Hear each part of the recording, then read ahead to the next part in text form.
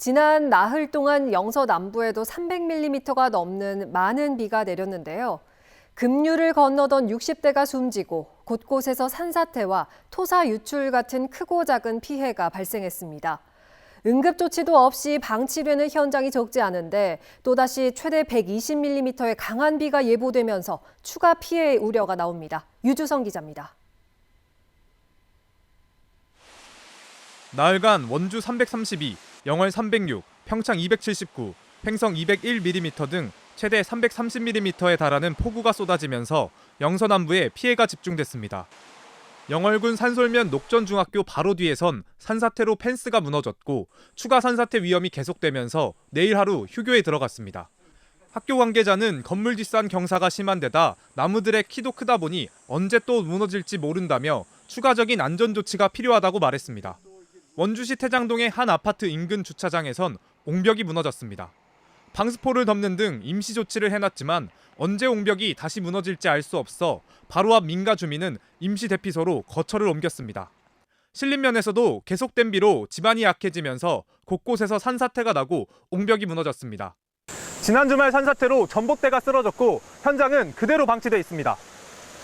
인근 도로 바로 옆 비탈면에도 산사태 흔적이 역력합니다. 낙석 방지 펜스는 종잇장처럼 구겨졌고 방지망도 갈기갈기 찢어졌습니다. 당장 내일이라도 추가 산사태 가능성이 있지만 도로에는 여전히 차들이 통행을 하고 있습니다. 옹벽이 무너지면서 추가 피해가 우려되는 곳도 있습니다. 인근 주민은 불안감을 감추지 못합니다.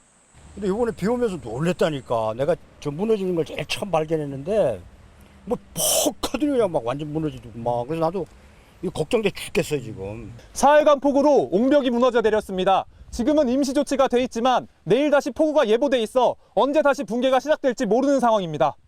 사태가 심각한데도 원주시의 대처는 아니라고 복구는 더디기만 합니다. 이런 파악이 지금 단계인데 이게 조치가 되냐 안 되냐 이걸 논하니까 우리도 지금 그런 단계는 아니고 당장 내일 비가 오잖아요.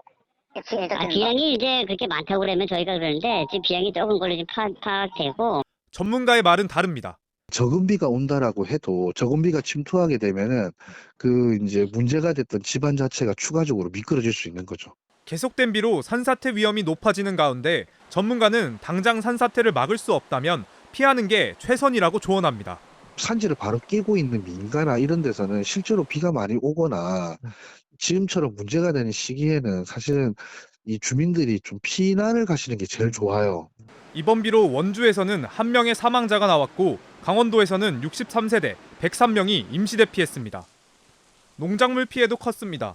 원주, 영월, 정선에서 7.86헥타르의 농경지가 침수됐고 영월에서는 3.6헥타르의 비닐하우스가 피해를 입었습니다.